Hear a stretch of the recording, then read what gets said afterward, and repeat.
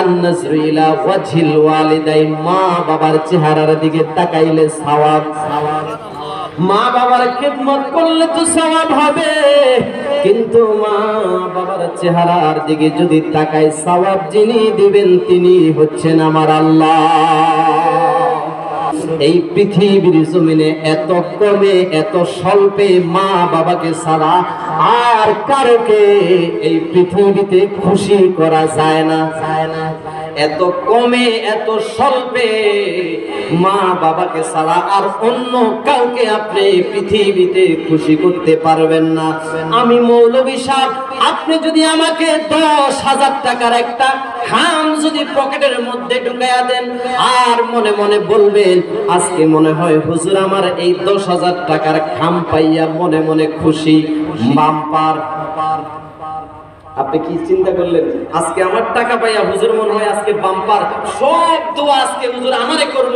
কিন্তু আমার তো মনে পড়ে যায় গতকালকে আমি লক্ষ্মীপুর মাহফিল করছি, তারা আমারে 20,000 টাকা দিছে। আচ্ছা বলেন তো আমি আপনাদেরকে দোয়া বেশি করব না তাদেরকে বেশি করব? বেশি করব। যারা 20,000 টাকা দিছে তাদেরকে হুজুরের দোয়া বেশি করব। কথা কান ঠিক না বে ঠিক? আপনি পীর সাহেবকে 1 লক্ষ টাকার একটা চেক দিলেন। কত লক্ষ টাকা? 1 লক্ষ টাকার একটা চেক দিলেন।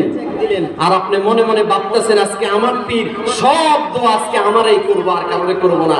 কিন্তু আপনি যাওয়ার পরে পীর সাহেব খুলে দেখে 1 লক্ষ টাকার চেক, কিন্তু পীর সাহেবের তো মনে পড়ে গেছে গতকালকে আমার এক ভক্ত, আমার এক মুরিদ আমাকে 5 লক্ষ টাকার একটা চেক দিয়ে গেছে। বলেন দোয়া কি আপনারে করব না যে 5 লক্ষ টাকা দিয়েছে তারা দোয়া করব? হ্যাঁ, 5 লক্ষ টাকা। এখন মনে করেন আমাকে দাওয়াত দিয়া 15টা আইটেমের খাবার দিয়া তরকারি দিয়া আপনারা খাবার দিবেন, আর একটা 500 টাকার একটা নোট আমার পকেটের মধ্যে ঢুকাইয়া দিবেন, আর মনে মনে চিন্তা করেন আজকে হুজুরের সব দোয়া 1 ঘন্টা লাগাইয়া দোয়া আজকে আমারই করব। কিন্তু যখন টাকাটা আমি চাইলাম দেখি যে 500 টাকা, কিন্তু আমার তো মনে পড়ে গেছে গতকালকে আরেকজনের ঘরে দাওয়াত খাইছি, তারা আমারে 1000 টাকা দিছে, 20 আইটেমের তরকারি দিয়া খাবার খাওয়াইছে। এখন দোয়াটা কি আপনাদেরকে করব না তাদেরকে করব? তাহলে বোঝা গেল দুনিয়াতে আপনি কাকে কত টাকা দিয়ে খুশি করবেন, কিন্তু এই পৃথিবীর জমিনে এমন 2জন ব্যক্তি আছে লক্ষ টাকা কোটি টাকার তাদেরকে খুশি করার জন্য প্রয়োজন নাই। এমন 2জন মা বাবা আছে যাদেরকে আপনি 1 বিড়া পান কিনে দিলে মা বাবা খুশি। আরো জোরে বলুন মারহাবা।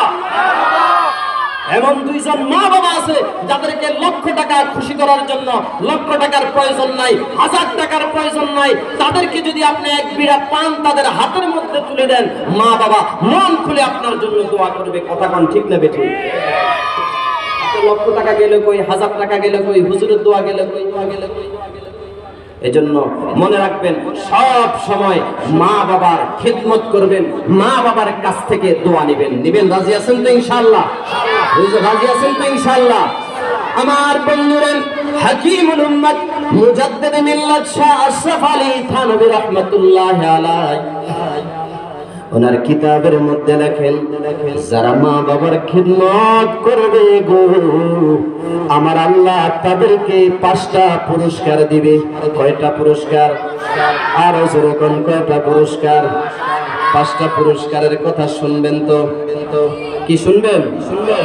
বিরক্ত হচ্ছেন নি কোনো? বেয়াদবি মাফ করবেন বাজান, আমি আপনাদের এলাকার হুজুর। আজকের মাহফিলের অনেক ওয়াইজ রয়েছে, যদি বিরক্ত হন বলেন আমি ছেড়ে দেব।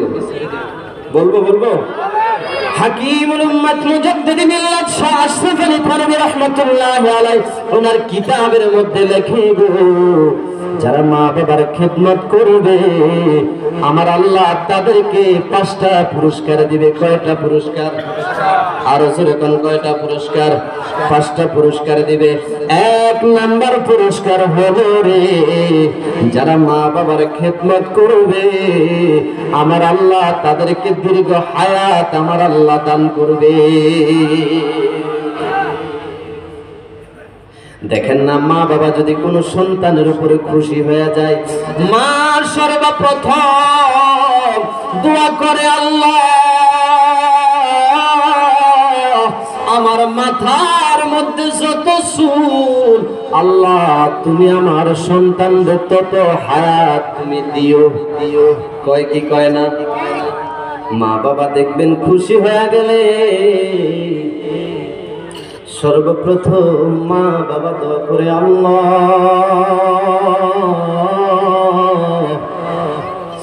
আমার মাথার মধ্যে যত চুল, আমার সন্তানটার তত হায়াত তুমি দান করিও গো আল্লাহ। এক নম্বরে যারা মা বাবার খেদমত করবে আমার আল্লাহ তাদেরকে 80 বছর 90 বছর পর্যন্ত হায়াত দান করবে। এখন তো মানুষ 40 50 60 বছরের পরে কেল্লা ফতে অর্থাৎ মরে যায়। কথা কোন ঠিক না ঠিক? 60 বছর 70 বছর হলে উইকেট পড়ে গেছে।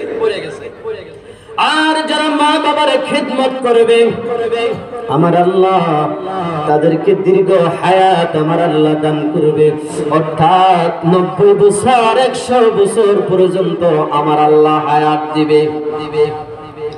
এই জন্য মা বাবার খেদমত করার দরকার আছে না নাই? আরো জোরে কয় না আছে না নাই?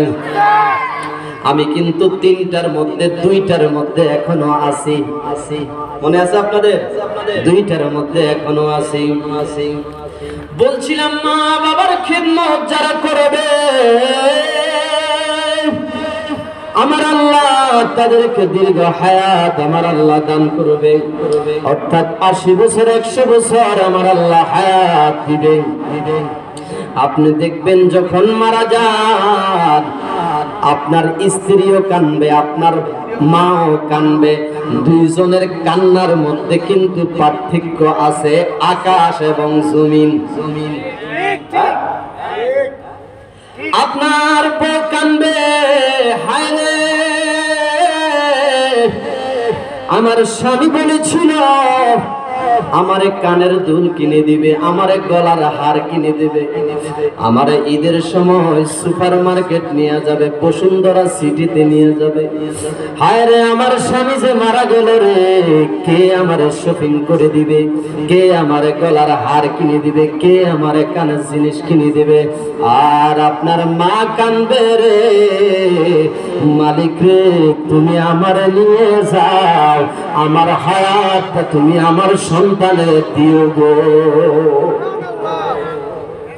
মা কোনদিন স্বর্ণ অলংকার গহনা হীরা মণি মুক্তার জন্য কাঁদবে না, মা কাঁদবে কিভাবে সন্তানরা দুনিয়াতে বেঁচে থাকে, নিজের হায়াত দিয়া হলেও আল্লাহর কাছে ভিক্ষা চায়, আল্লাহ তুমি আমারে নিয়ে যাও, আমার সন্তানটারে তুমি দুনিয়াতে বাঁচায়া রাখো।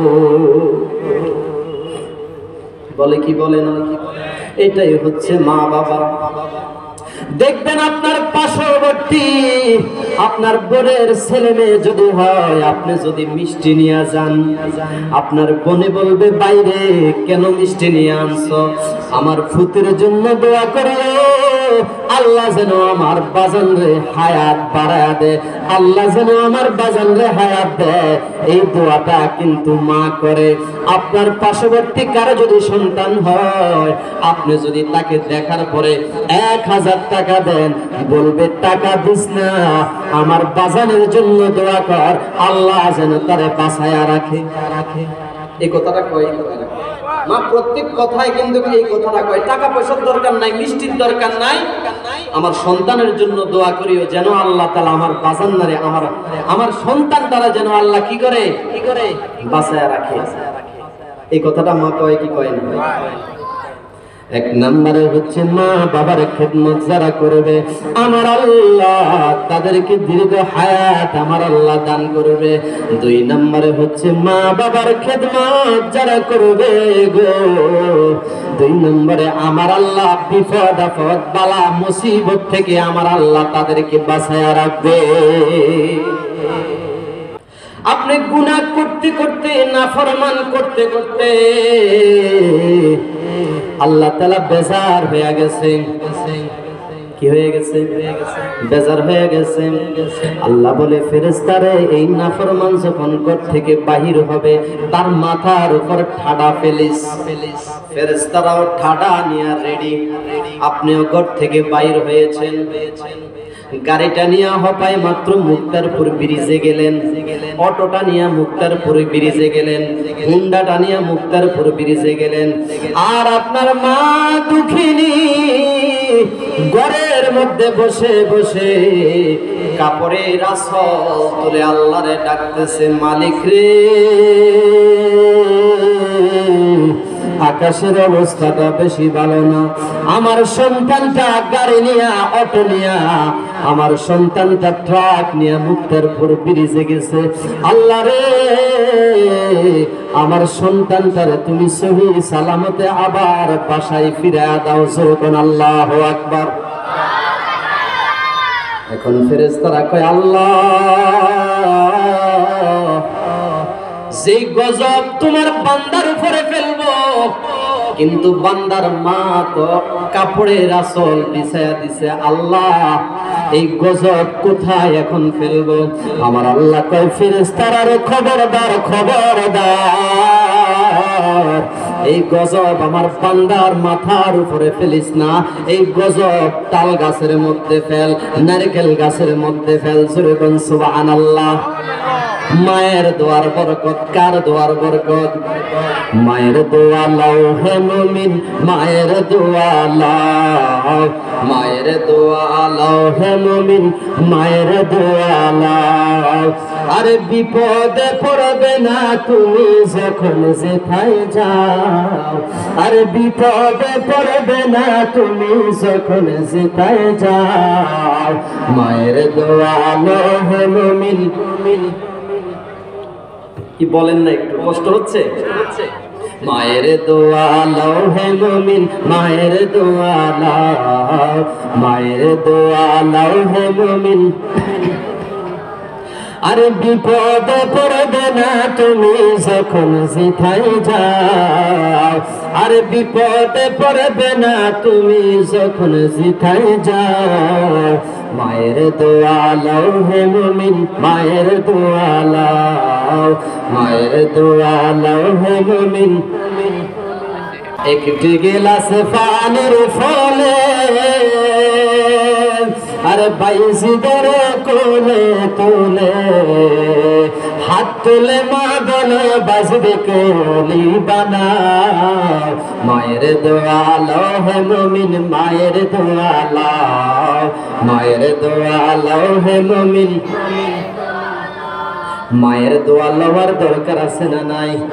বাইজিদ মুস্তাবির কথা আমরা ঘটনা আমরা সকলে জানি।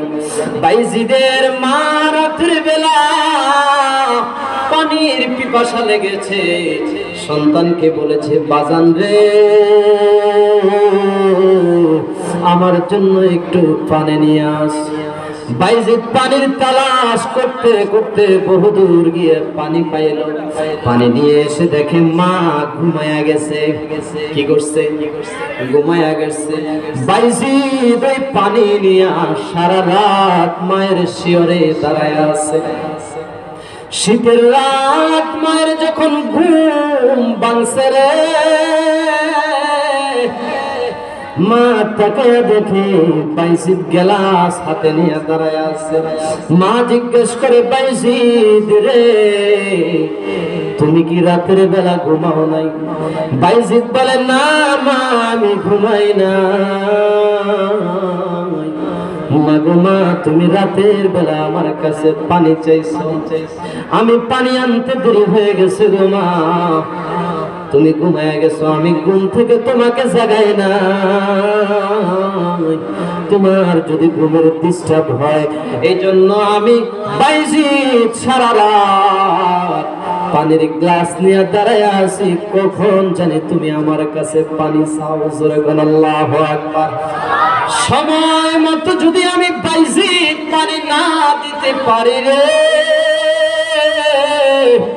আমি মালিকের কাছে কি জবাব দিব? এই জন্য আমি বাইজিদ সারা রাত গ্লাস হাতে লইয়া পানি লইয়া আমি বাইজিদ দাঁড়ায় আছি। মায়ের যখন ঘুম ভাঙছে, মা যখন নামাজ পড়ার জন্য উঠছে, বাইজিদের মা নামাজের মুসল্লার মধ্যে বসিয়া আল্লাহর কাছে দুইখানা হাত তুলে দিছে, মালিক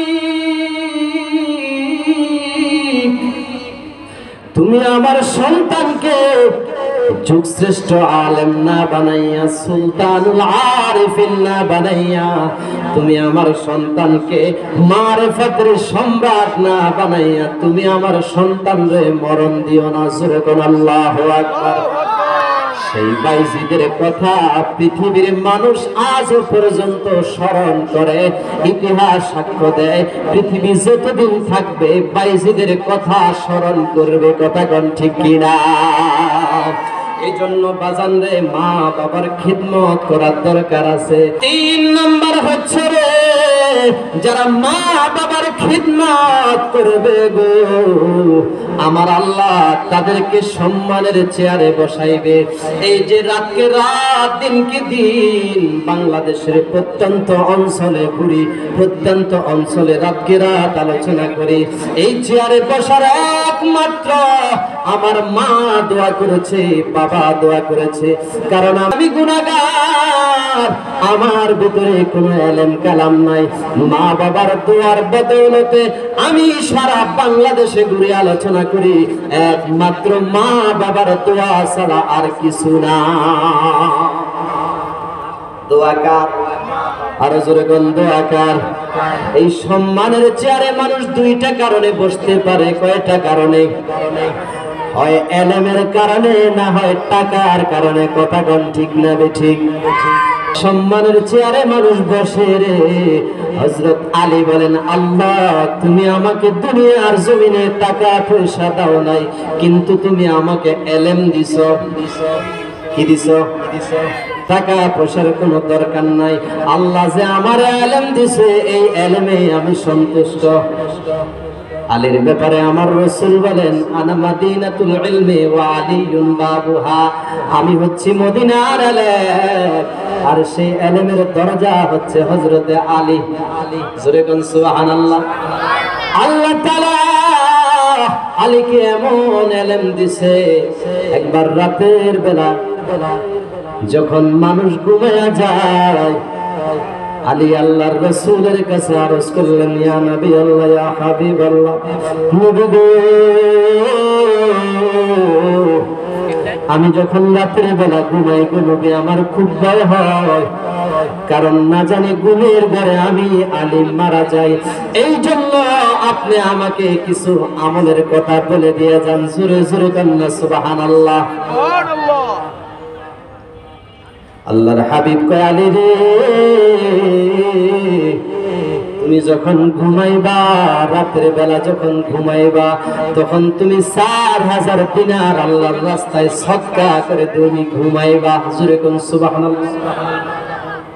আলী বলে, ইয়া রাসূলুল্লাহ, আমার কাছে তো কোনো টাকা পয়সা নাই, এত টাকা আমি পাবো কোথায়? আল্লাহর নবী বলেন, আলী রে,